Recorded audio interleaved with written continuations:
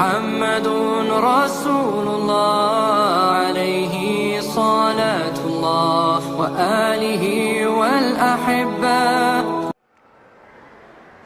Apa pendapat Ustadz tentang Ustadz yang berpoligami? Adakah Ustadz punya keinginan berpoligami?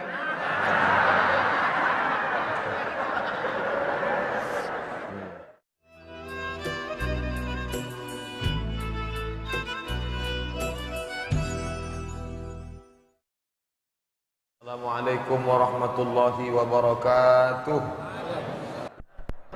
Alhamdulillah wassalatu wassalamu ala Rasulillah wa ala alihi wa sahbihi wa man tabi'ahu wa mawalah. Yang sama-sama kita hormati Bapak Bupati, Bapak Wakil Bupati, Bapak-bapak, ibu-ibu, hadirin hadirat yang dimuliakan Allah Subhanahu wa taala. Saya ada waktu untuk menjawab ini sampai pukul 4.15. Sementara kertasnya setebal skripsi. Jadi saya mohon maaf, yang bisa terjawab kita jawab, yang tidak mungkin terjawab di YouTube mungkin sudah terbahas. Jadi ini kehormatan, kemuliaan, apresiasi dari jamaah dari Kabupaten Bintan, insyaallah. Apakah maksud larangan memotong kuku, mencukur bulu bagi orang yang berkurban? Idza ra'aitum hilala Dzulhijjah, kalau kalian melihat hilal bulan sabit Zulhijjah, wa arada ahadukum an yudhi, kemudian kalian mau berkurban, falyumsik an sya'rihi wa azfarihi, maka jangan potong kuku, jangan potong bulu sejak hari Selasa sore malam Rabu nanti, karena Rabu 23 Agustus sudah masuk 1 Zulhijjah. Jangan potong rambut, jangan potong kumis, jangan potong jenggot, jangan potong kuku. Hukum tidak memotong itu sunnah, bukan wajib. Sunnah, bukan rukun, bukan syarat, bukan wajib. Apa hikmah di balik itu? Kenapa? Apa alasannya? Kalau rambut, bulu, kuku, janggut, kumis tidak dipotong dari nanti hari Rabu, Rabu, Kamis, Jumat, Sabtu, Ahad, Senin, Selasa, Rabu, Kamis, Jumat lagi, maka selesai nanti sholat Id barulah motong. Setelah dipotong hewan kurban, barulah potong kuku, barulah potong kumis, barulah rapikan jenggot, barulah rapikan rambut. Maknanya apa? Ini terapi dari Nabi SAW. Suasana baru, kuku baru, kumis baru, jenggot baru, rambut baru. Orang kalau habis pangkas itu kan fresh. Selama 10 hari ini kuku bertambah, mulai tumbuh, mulai kacau balau. Setelah memotong, maka dia suasana baru. Ini terapi dari Nabi SAW. Laksanakan, sunnah, baik. Tapi bagi ada orang yang motong kuku, kurbannya tetap sah, karena hukumnya sunnah, bukan wajib.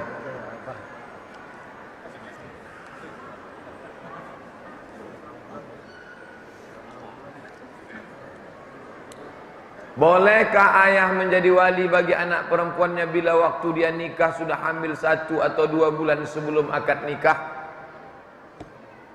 Buka kitab Al-Fiqhul Islami wa Adillatuh Syekh Wahbah Zuhaili. Kalau ada laki-laki menikahi perempuan hamil, baik sebulan, 2 bulan, 3 bulan, 6 bulan, 7 bulan, mau berapa bulan pun, kalau nanti nikah, nikahnya sah, tak ada masalah. Yang jadi masalah setelah anak lahir muncul 4 masalah. Pertama, anak yang lahir itu tidak boleh pakai binti bapaknya. Yang kedua, kalau anak lahir laki-laki, maka anak laki-laki itu tidak bisa jadi wali bagi adik-adiknya nanti yang perempuan, karena mereka bukan saudara seayah tapi saudara seibu. Saudara seibu tak bisa jadi wali. Ketiga, kalau si bapak meninggal, si anak tak dapat harta warisan karena mereka tak ada hubungan nasab. Keempat, kalau anaknya kebetulan gadis dipinang orang, maka si bapak tak bisa jadi walinya karena mereka tak ada hubungan nasab. Al-waladu lil firash, anak baru dapat nasab ayah kalau hamil setelah akad. Adapun hamil sebelum akad, maka tak ada hubungan nasab. Lalu kalau anak itu nanti mau nikah, walinya siapa? Fas-sultanu waliyun man la waliyalaha. Wali hakim menjadi wali bagi anak yang tak punya wali, maka pak kualah walinya nanti kalau mau menikah. Apa hukumnya orang cari kerja dengan menyogok, kemudian gaji hasil dia terima setiap bulan? Bagaimana, haram atau tak haram? Sogok terbagi dua. Harap dengar baik-baik, jangan nanti keluar fitnah Ustadz Somad menghalalkan sogok. Sogok yang pertama, penerimaan PNS guru, syarat honorer 5 tahun, 2 ijazah FKIP, 3 IP 3,7. Dia sudah honorer 5 tahun, ijazahnya memang FKIP dan IP-nya 3,7. Ketika dia datang ke Diknas, Pak, ini syarat-syarat saya cukup syarat. Kata orang Diknas, wani piro. Saat itu mereka menuntut, kasih 50 juta.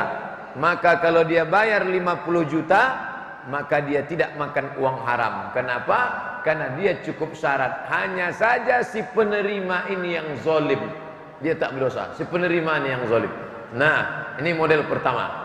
Model kedua yang haram itu, gajinya haram, SPPD-nya haram, uang tunjangannya haram, uang tunjang, uang sikut, uang tanduk, uang sipak, haram semua. Mana modelnya? Penerimaan PNS, honorer 5 tahun, IP 3,7, nilai 3,7, ijazah FKIP. Tiba-tiba dia datang, IP-nya 2,0, dia pula sarjana teknik informatika, bukan FKIP, dan dia pula menghonornya baru 3 bulan.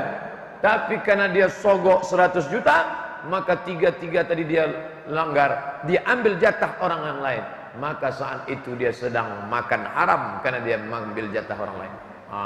Jadi nanti keluarnya mesti ingat. Kalau ingat baru ceritakan, kalau tak ingat jangan cerita. Bagaimana hukum memberikan tanaman bunga di atas kuburan orang tua? Nabi mengambil pelepah korma, dipecahnya, disakau, dibelahnya jadi 2, ditusukkannya ke makam ini, ditusukkannya ke makam ini. Ya Rasulullah, kenapa kau tusukkan ke makam ini? Makam ini sedang diazab. Kenapa? Yamshi bin namimah, membawa-bawa cakap ya si A tentang si B, dibawa oleh si C, berkelahi si C dengan si A gara-gara mulut si B. Ditusukkan Nabi pelepah korma. Ini kenapa? Lam yastanzih, lam yastabri, maaf cakap, kencing tak berbasuh. Maka ditusukkan Nabi pelepah korma. Kenapa pelepah korma? Karena ternyata makhluk-makhluk ini bertasbih, pelepah korma bertasbih, maka ringanlah orang tadi karena tasbihnya sampai. Komentar Imam Nawawi, kalau tasbih pelepah korma sampai, apalagi bacaan Quran orang beriman. Itu salah satu dalil baca Quran untuk orang mati. Nah, sekarang dia tidak pelepah korma, ditanamnya pokok sawit di atas. Ya tak apa-apa, baik, apa salahnya? Katanya dapat menggugurkan dosa, Pak Ustaz. Bukan menggugurkan dosa. Pokok-pokok kayu itu bertasbih, tasbihnya turun kepada orang meninggal dunia. Makanya kalau saya meninggal dunia nanti, jangan dibuatkan batu pualam. Ada saya tengok makam, batu pualam ditutupkannya, tak ada tanam-tanaman sama sekali. Jangan sampai, paling tidak ada agak sebatang 2 batang tanam-tanaman di situ. Pak Ustaz yang dirahmati Allah, pernah 3 kali saya bermimpi bertemu pemimpin Indonesia, yaitu SBY, Pak Jokowi dan Pak Ahok. Bersalaman dengan mereka seperti sudah kenal lama. Saya berumur 23 tahun. Apa arti mimpi saya itu, Pak Ustaz? Saya tak paham. Saya terus terang tak paham takwil mimpi. Ada orang-orang yang paham takbir mimpi. Mudah-mudahan bertemu dengan Pak Jokowi baik, bertemu dengan Pak SBY baik, bertemu dengan Ahok ini kurang baik sikit. Pak Ustadz yang saya hormati, dalam Quran dinyatakan bahwa solatlah untuk mengingat aku. Sementara sewaktu kita solat ingat macam-macam. Karena saya, bagaimana cara mengingat Allah dalam solat, Pak Ustadz? Yang pertama, ketika berwudu hati sudah mulai khusyuk. Ingat tu di mana? Ingat tu di sini. Sini letak ingat, jantung yang berdegup, situ letak ingat. Maka ketika wudu itu sudah mulai ingat. Ketika air masuk ke dalam mulut, keluar dosa dari mulut. Ketika air membasuh muka, keluar dosa dari mata. Ketika air menyiram tangan, keluar dosa dari telah tangan. Ketika air menyapu kepala, keluar dosa ikut kepala. Hadis riwayat Imam Imam Ibnu Majah dalam kitab Sunan Ibnu Majah. Makanya ketika berwudu tak boleh ngobrol, jangan ngobrol. Ya, ada orang mau wudu sambil ngobrol, itulah. Selesai wudu, Allahumma ja'alni minat tawabin, hati tetap khusyuk. Allahumma ja'alni minat tawabin wa ja'alni minal mutatahhirin wa ja'alni min ibadika shalihin. Dari tempat wudu ke dalam tak boleh tasbih. Tasbih, apa itu tasbih? Menjalinkan jari jemari, membunyi-bunyikannya. Keretak, jangan. Tasbih boleh, tasbih. Jaga hati, tasbih. Subhanallah, subhanallah, subhanallah. Sampai. Yang dicakapkan di mulut, konekkan dengan di hati. Apa kata mulut? Inna salati wa nusuki wa mahyaya wa mamati. Itu kata dia di dalam. Inna salati wa nusuki wa mahyaya wa mamati. La syarika lahu wa bidzalika umirtu. Saya tidak menyuruh ibu bapak menghafal bacaan. Inna salati, salatku, wa nusuki, ibadahku, wa mahyaya, hidupku, wa mamati, matiku. Bukan menghafal. Pahami saja, ucapkan, connect ke hati. Makanya salat itu mulut bergerak. Ya Khabbab, ada sahabat Nabi namanya Khabbab ibn al-Arth. Ya Khabbab, ya. Nabi itu kalau salat mulutnya bergerak atau tak bergerak? Kata Khabbab, Nabi itu kalau salat mulutnya bergerak. Dari mana kau tahu Nabi mulutnya bergerak? Bittirabi lihiyatih, karena aku tengok jenggotnya bergerak. Maka saya heran tengok orang salat diam saja. Mulut bergerak. Bismillah. Alhamdulillah. Dengar tak suaranya? Hamsah. Dia agak-agak didengar telinga kita. Yang mendengarnya telinga kita, bukan telinga kawan sebelah.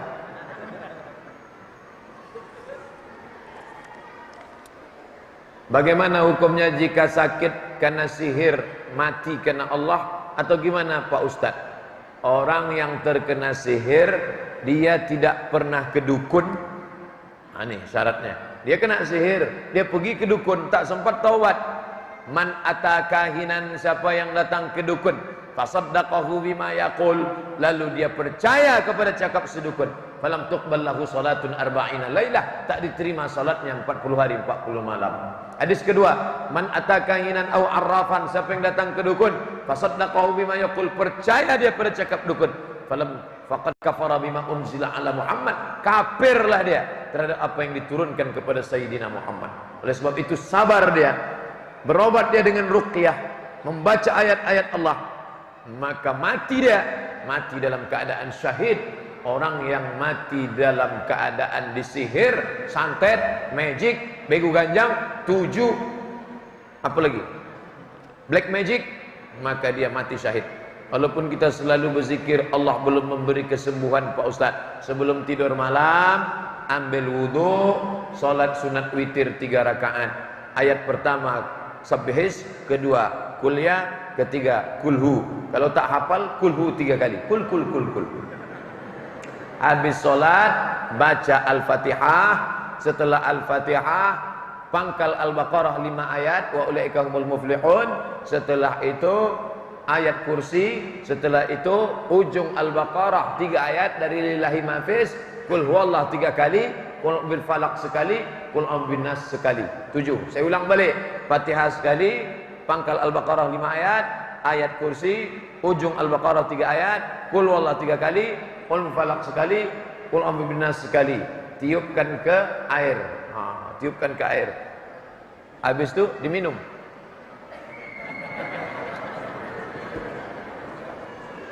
Bisa juga ditiupkan ke ember besar, dimandikan. Air yang sudah dibacakan tak boleh dipakai untuk cebok, harus habis mandi. Setelah dibacakan, ditiupkan ke tapak tangan,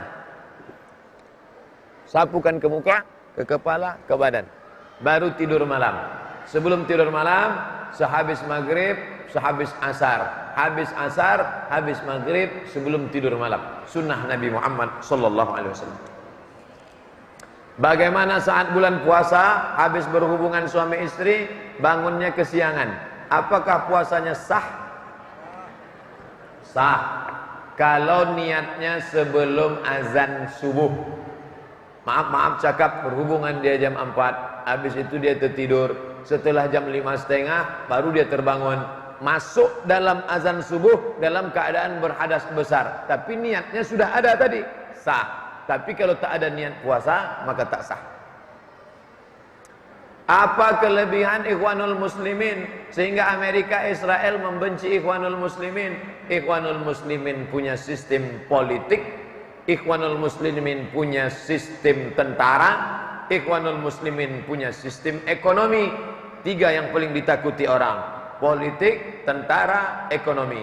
Hebat politik, tak ada tentara, digulingkan. Hebat tentara, tak hebat politik, dijegal orang. Hebat tentara, hebat politik, tapi tak hebat ekonomi, maka akan didikte orang. Ketiga-tiga ini punya Ikhwanul Muslimin.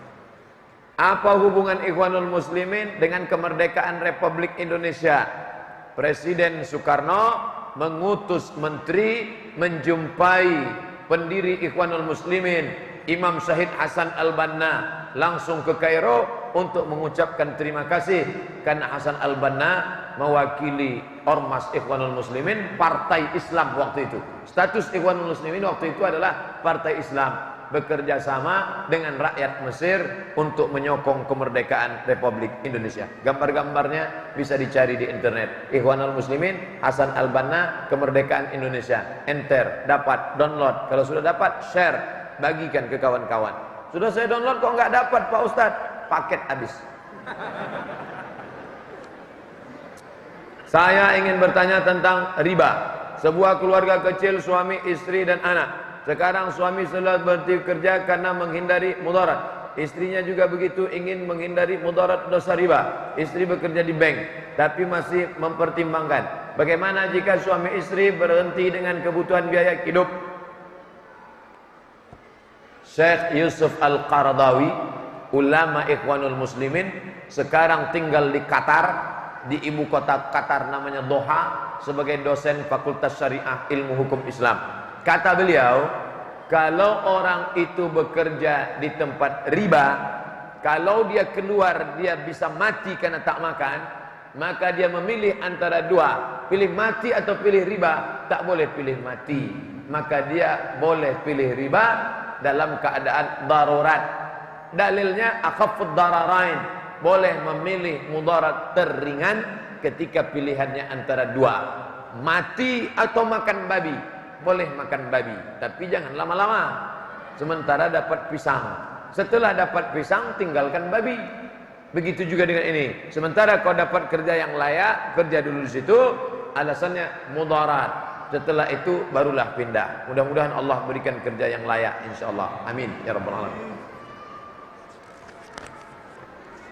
Bagaimana hukumnya seorang khatib Jumat menyampaikan khutbahnya sambil mengangkat-angkat atau menggerak-gerakkan tangannya? Jamaah Jumat sekalian, maka marilah kita, maka tangan yang sebelah itu pegang tiang mimbar. Khutbah saya terakhir di Masjid Namirah, tangan sebelah kanan megang tiang mimbar, biar jangan bergerak-gerak dia. Tangan yang sebelah kiri memegang tongkat. Ada tongkat kan? Tuh tongkat. Kalau tak ada tongkat, pedang. Zaman Nabi dipegang tongkat sama pedang kayu supaya jangan bergerak-gerak. Tongkat tak ada, mimbar tak pula bertiang. Akhirnya dia bergerak. Apakah khutbahnya batal? Tidak batal. Tidak batal. Ini hanya sekedar adab saja. Karena adab sebaiknya telunjuk tidak bergerak. Ini tentang masalah. Kecuali ada lafaz tentang doa. Ada hadis menyebut Nabi menunjuk, Allahumma firlil muslimin wal muslimat, atau kita menunjuk Allah, Allahu Akbar. Ini. Makanya kalau anak-anak muda ngajak berfoto, Pak Ustaz, jangan gini. Ini artinya I swear, bersumpah atas nama Tuhan, agama lain. Ibu-ibu kalau gini bahaya. Artinya jadikan aku yang kedua.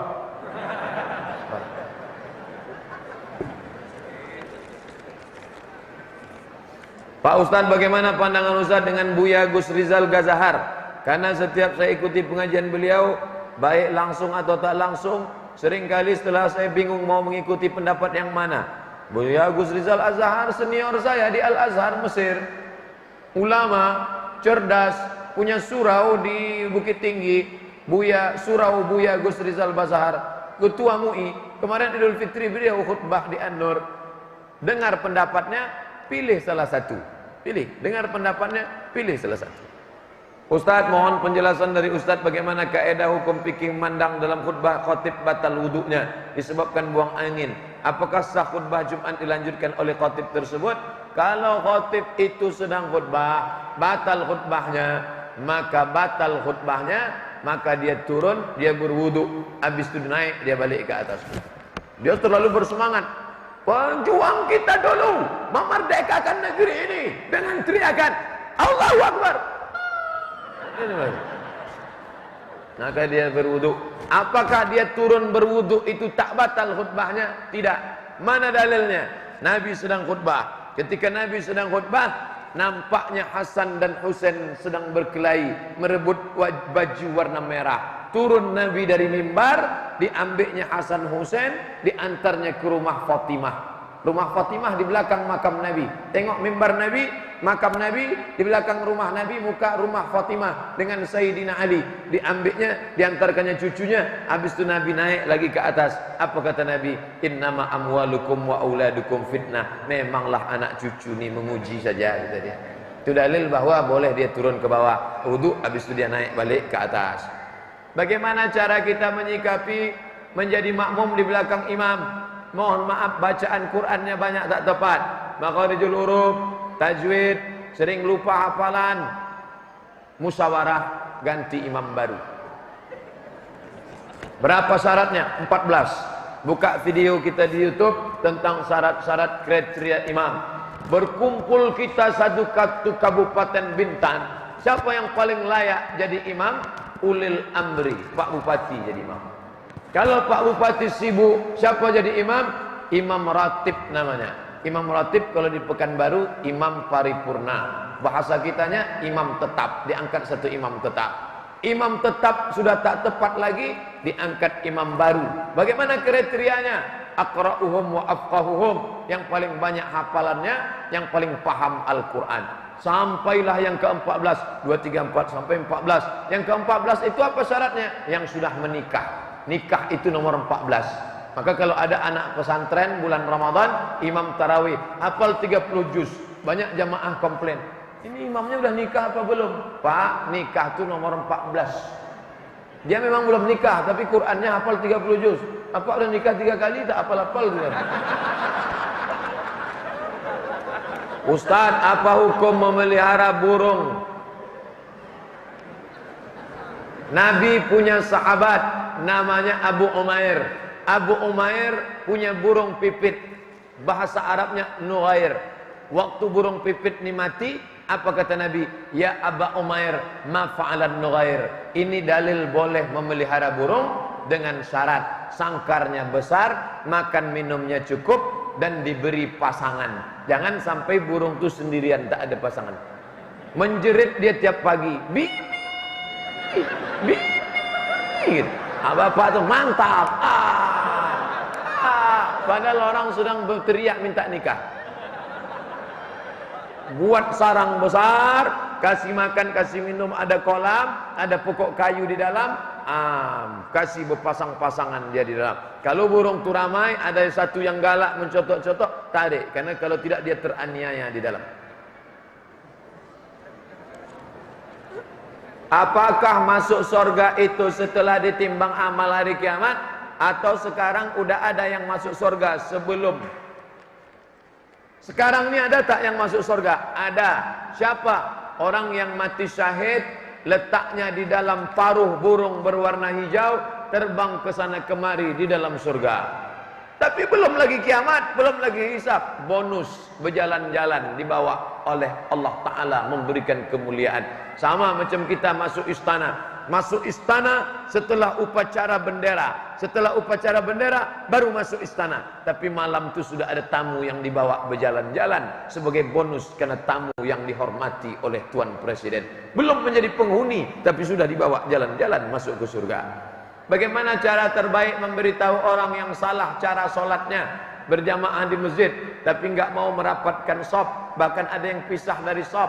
Buat pengajian dari maghrib ke isya, pengajian pendek, jangan panjang-panjang, 45 menit. Bak kata pepatah Melayu, kalau mencincang sampai ke landasan. Jangan lagi kaji umum tak tentu arah. Malam ini pengajian kita 45 menit dari maghrib ke isya tentang masalah shaf. Sop ayam apa sop buntut Pak Ustaz? Sop salat. Bapak Ibu, ini garis sajadah.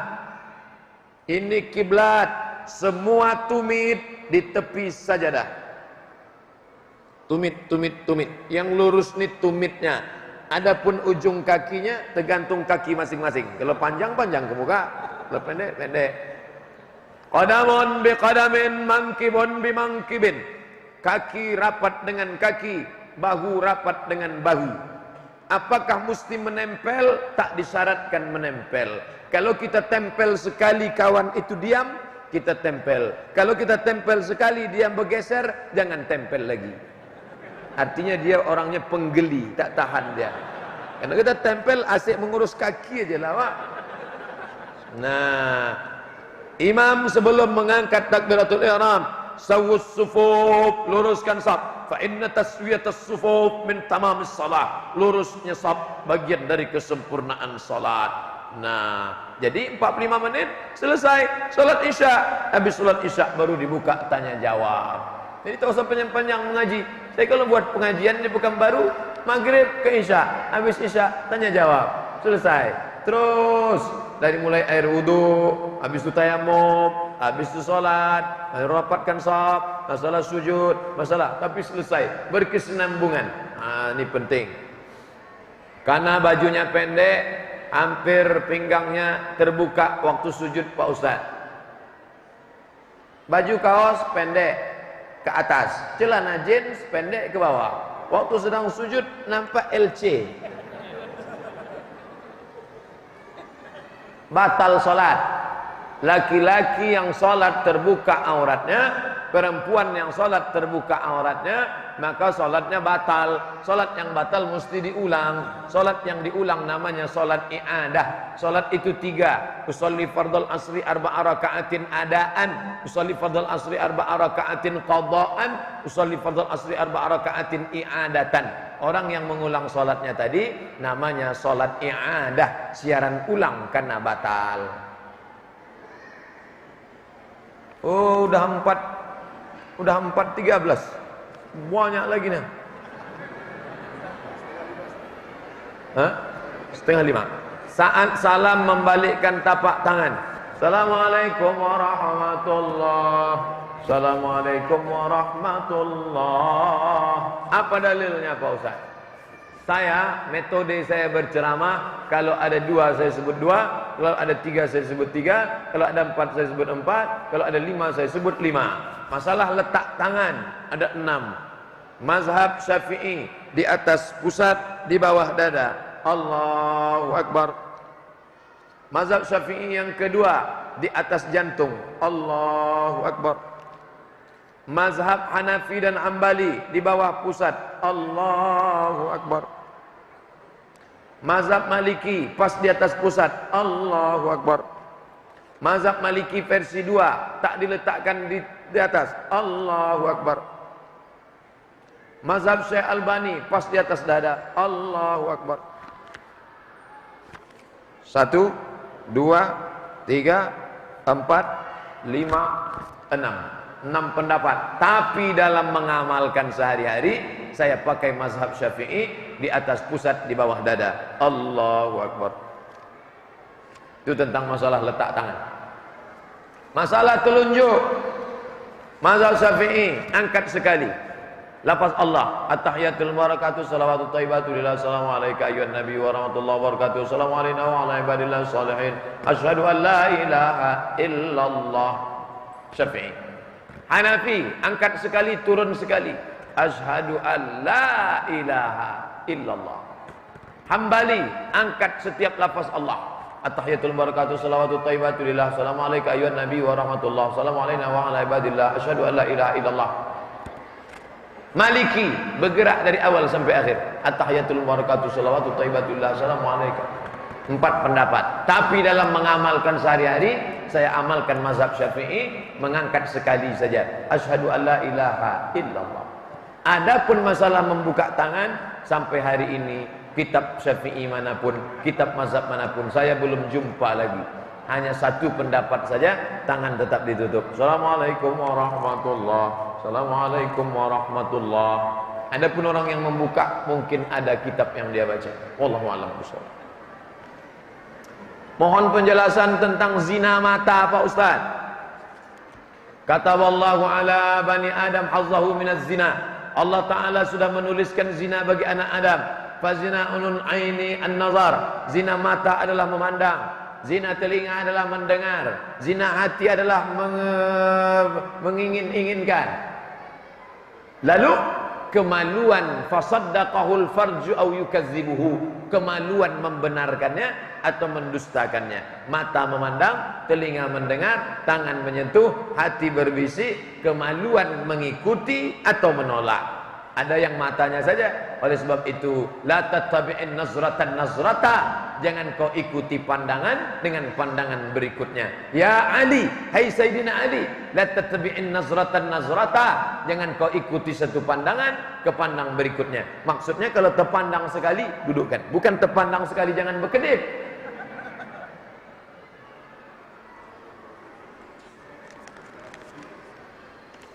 Apakah boleh kita seorang muslim mempelajari mengamalkan ilmu tenaga dalam?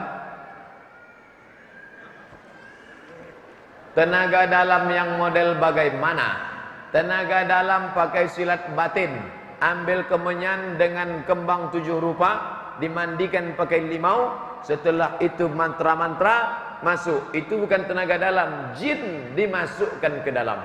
Setelah disalam oleh tuan guru tadi, bisa melompat naik. Mau pesan request jurus apa? Jurus monyet, melompat macam monyet. Jurus harimau, mencakar macam harimau. Maka itu bukan tenaga dalam, jin yang dimasukkan ke dalam badan. Bagi yang sudah pernah menuntut macam ini, segera datangi ustadz yang pandai ruqyah supaya jinnya dikeluarkan dari dalam badan. Jin terbagi 2. Satu jin qarin. Ketika saya lahir, ada jin yang ikut sama saya. Saya mati, dia tak mati, dia tetap hidup. Itu jin qarin. Jelas kerjanya, mengganggu saya. Ada satu lagi jin yang tak jelas. Di tepi-tepi jalan, di warung-warung. Itu namanya jin non-job. Inilah yang dipanggil oleh dukun-dukun tadi. Kau mau kerja? Apa kerjanya? Ini ku masukkan kau ke sini, pandai ini. Hati-hati, jangan sampai anak-anak lajang kita ikut guru silat yang pakai jin. Kalau dia pakai celana jin, Pak Ustaz, tak apa-apa. Asal jangan berlubang lah. Apa hukum mengqadha salat yang sudah ditinggalkan puluhan tahun lalu? Bolehkah mengqadha salat di waktu yang diharamkan? Sembayang yang tinggal lama-lama dulu mesti diqadha. Wajib salat umur berapa? 10. Sekarang umur berapa? 30. Sembayang tinggal berapa lama? 20. Maka qadha lah 20 tahun. Bagaimana caranya? Setiap selesai salat langsung qadha. Contoh, habis salat maghrib nanti langsung qadha. Bagaimana caranya? Usolli fardal maghribi salasa raka'atin qadha'an. Habis isya, usolli fardal isya arba'a raka'atin qadha'an. Berapa lama? Qadha 2017, lunas 2037. 20 tahun tinggal.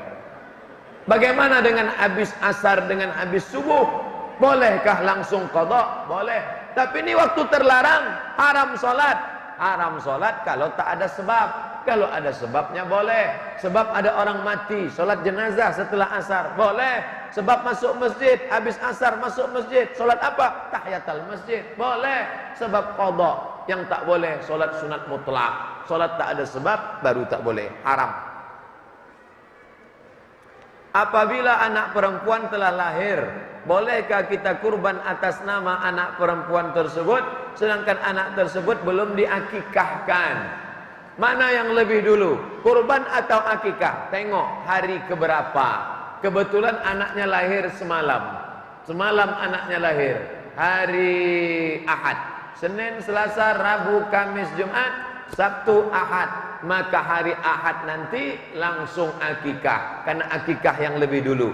Ambil duit 2,5 juta, belikan kambing, akikah. Nah, kebetulan anaknya lahir tanggal 3. 4, 5, 6, 7, 8, 9, 10. Pas tanggal 10, akikah apa kurban? Kurban tanggal 10 otomatis dapat akikah. Bagi yang hamil, coba setting lahir tanggal 3. Nanti pas tanggal 10 langsung kurban. Maka langsung kurban, automatically langsung dapat akikah. Nah, sekarang masih hamil Pak Ustaz.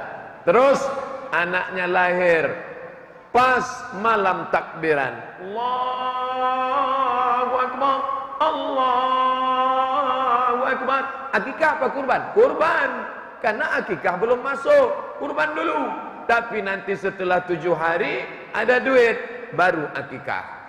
Bapak Ibu sekarang umur berapa? 30. Sudah akikah? Belum. Mana yang duluan? Kurban. Karena akikah kita itu tanggung jawab ayah kita, bukan tanggung jawab kita. Kita kurban tanggung jawab diri kita terhadap diri kita. Ada duit, kurban. Tapi nanti setelah kurban ada duit 2,5 juta, beli kambing, akikahkan diri sendiri. Boleh. Baca buku saya 37 masalah populer, download dari Play Store gratis. Boleh mengakikahkan diri setelah dewasa. Tapi kalau umur 30-40, akikah saja. Jangan minta ayun pakai marhaban.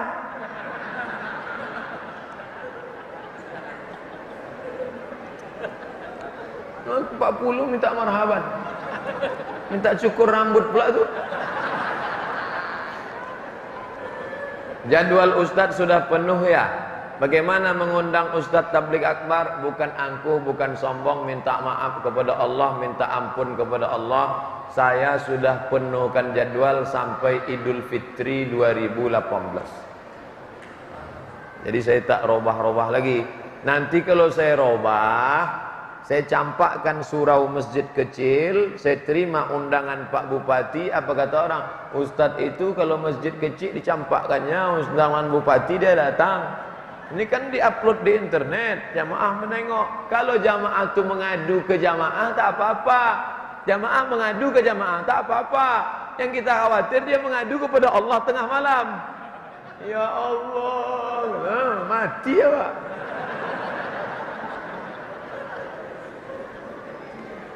Ustadz, bagaimana caranya kita bersahabat dengan Salafi Wahabi?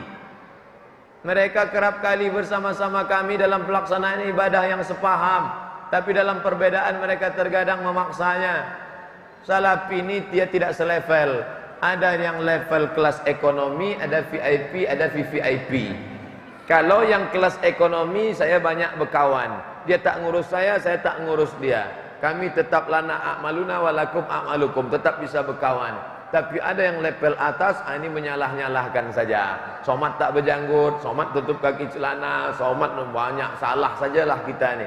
Maka kalau yang level bawah tadi bisa kita berkawan. Level yang atas tadi tak bisa, karena asyik menyalah-nyalahkan kita saja. Nah, Bapak Ibu ingatlah, dia ni level ekonomi apa VIP apa VVIP? Siapa sebenarnya Imam Ja'far Shadiq? Nabi Muhammad SAW punya anak namanya Sayyidatuna Fatimah. Fatimah punya anak namanya Sayyidina Al-Husain. Husain punya anak namanya Imam Zainal Abidin. Zainal Abidin punya anak namanya Muhammad Baqir. Muhammad Baqir punya anak namanya Imam Ja'far Shadiq. Ulang balik Pak Ustaz, tak ingat lagi. Nabi Muhammad punya anak namanya Fatimah. Fatimah punya anak namanya Husain. Husain punya anak namanya Zainal Abidin. Zainal Abidin namanya Muhammad Baqir. Muhammad Baqir punya anak namanya Ja'far Shadiq. Ja'far Shadiq punya murid namanya Imam Hanafi. Imam Hanafi murid Ja'far Shadiq. Ya. Yusuf Al-Qardawi. Yusuf Al-Qardawi ulama S1, S2, S3 dari Al-Azhar Mesir. Buku fikih dia, fikih zakat 2 jilid sudah diterjemahkan ke bahasa Indonesia. Jabatannya Ketua Ikatan Ulama Sedunia. Kantornya di Doha, ibu kota Qatar. Masih hidup, ulama paling tua sekarang. Imam Hasan Al-Basri, Makkah, di atasnya Madinah, di atasnya Mesir, sebelah atasnya lagi negeri Syam, Yordania, Suriah, Lebanon, Palestina. Ke kanan Irak.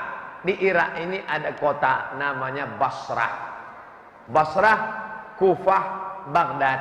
Di Baghdad ada imam namanya Imam Ahmad bin Hambali. Namanya ditulis di situ. Itu dia Al-Imam Al-Hambali. Al-Imam Asy-Syafi'i, Al-Imam Al-Hambali. Oh, ini pengagung Imam Hambali ini wajib. Situ Imam Al-Hanafi, Imam Al-Maliki. Imam Syafi'i kuburnya di Mesir. Imam Hambali kuburnya di Baghdad.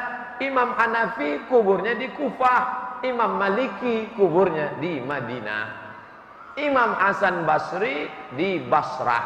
Al-Basri Basrah. Al-Makki Makkah. Orang Makkah Al-Makki. Orang Basrah Al-Basri. Orang Madinah Al-Madani. Orang Bintan Al-Bintani. Al-Imam Al-Hasan Al-Basri, ulama besar dari kalangan tabi'in. Nabi, yang jumpa dengan Nabi sahabat, yang jumpa dengan sahabat tabi'in. Imam Hasan Basri bukan sahabat Nabi, tapi dari kalangan generasi ketiga Nabi, sahabat, tabi'in.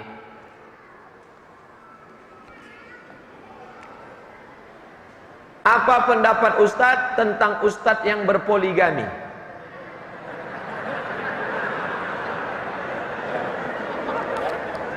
Fankihu ma taba lakum minan nisa.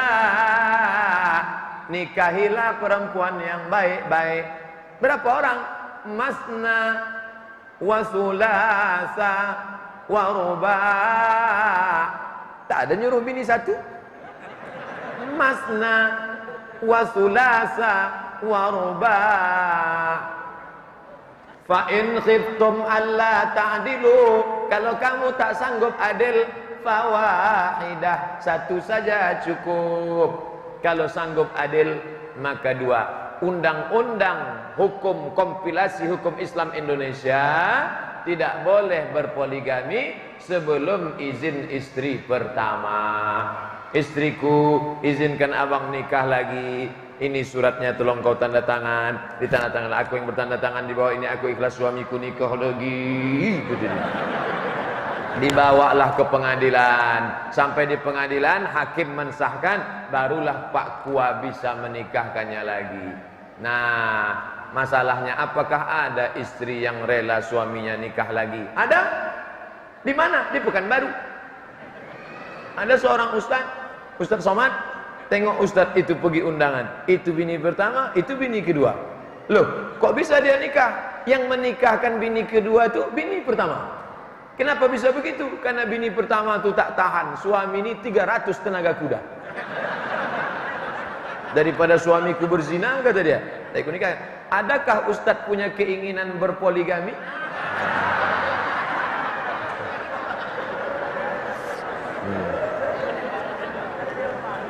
Niat ada, belum sampai lagi. Enggak, tak ada, bercanda aja. Satu aja ditinggal-tinggal lagi. Siapa sebenarnya yang harus dipanggil Habib? Hub, cinta. Habib, orang yang ku cinta. Kalau laki-laki, ya Habibi. Kalau perempuan, ya Habibati. Sayang kepada Nabi Muhammad SAW, sayang kepada cucunya Sayyidina Al-Hasan wal Husain.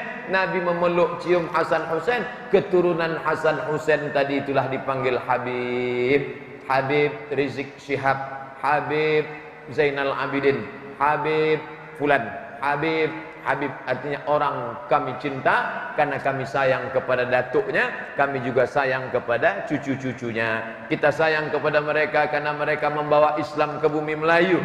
Kita sayang kepada mereka karena mereka mendekatkan taat kepada Allah. Kita sayang kepada mereka karena mereka memperjuangkan agama yang dibawa datuk mereka, Sayyidina Maulana Muhammad sallallahu alaihi wasallam. Bagaimana pendapat Ustaz tentang Al-Habib Muhammad Rizik bin Husain Syihab? Zahirnya kita tahu, batinnya wallahu a'lam. Nahnu nahkumu bizawahir, wallahu yatawallas sarair. Kita menengok zahir, batin urusan Allah SWT. Zahirnya ketika orang tak berani membongkar diskotik, ketika orang tak berani menghancurkan kebatilan, dia tegak membawa bendera ta'muruna bil ma'ruf wa tanhauna 'anil munkar. Mudah-mudahan Allah memberinya umur panjang, badan sehat insyaallah. Kalau kau tak berani menegakkan kebenaran, maka jangan kau tepuk tangan terhadap kemungkaran. Pesan Syekh Muhammad Mutawalli Asy-Sya'rawi, kalau kau tak berani menegakkan kebenaran, jangan kau bertepuk tangan menengok kemungkaran. Ini orang sekarang sudahlah tak berani macam Habib Rizik, ngejek-ngejek Habib Rizik pula.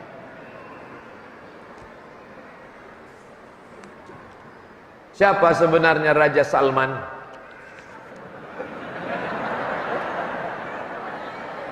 Tahun 1924 muncullah kerajaan Saudi Arabia. Siapa yang menegakkan kerajaan Saudi Arabia? King Abdul Aziz. Apa hubungan King Abdul Aziz dengan Salman? Salman punya abang yang digantikannya meninggal, namanya Abdullah. Abdullah punya abang yang digantikannya meninggal, namanya Fahad. Fahad punya abang digantikannya namanya Khalid. Khalid punya abang yang digantikannya namanya Faisal. Faisal punya abang yang digantikannya namanya Su'ud.